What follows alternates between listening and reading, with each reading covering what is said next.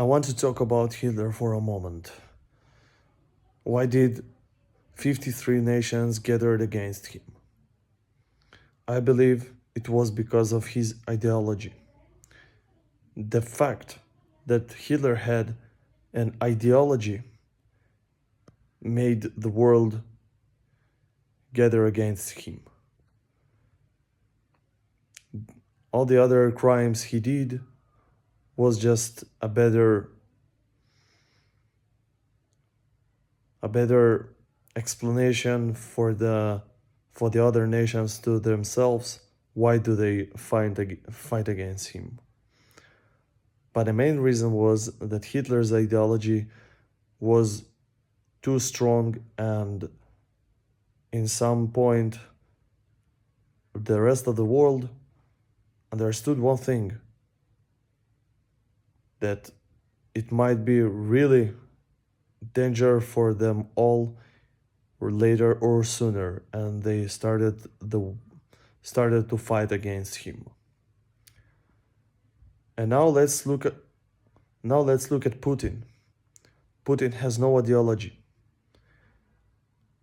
If you ask someone, some random Russian from a random place in Russia, I'm not talking about Moscow. I'm not even talking about Moscow. Most of them won't tell you or give you a good explanation why Russia fights against Ukraine right now, why Russia invaded to Ukraine, and why Russia tries to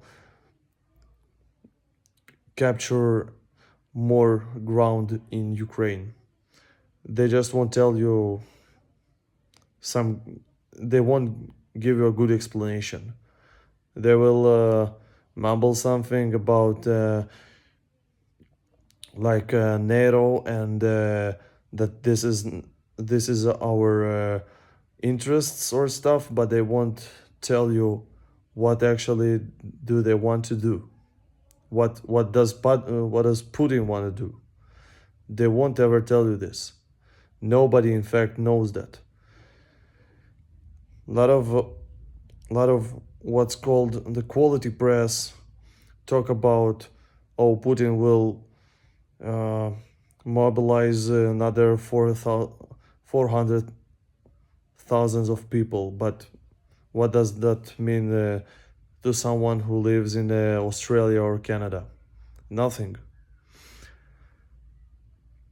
And the most, I think, scary thing about Putin's war in Ukraine is that this war has no ideology, and that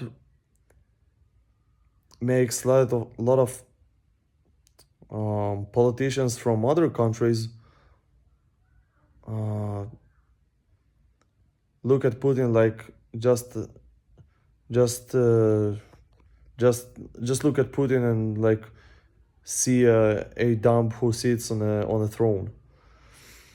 And this is what it is. Putin is a dumb. Everybody knows that.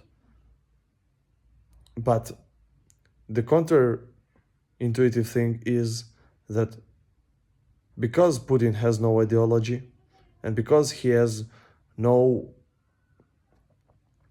good explanation for his war,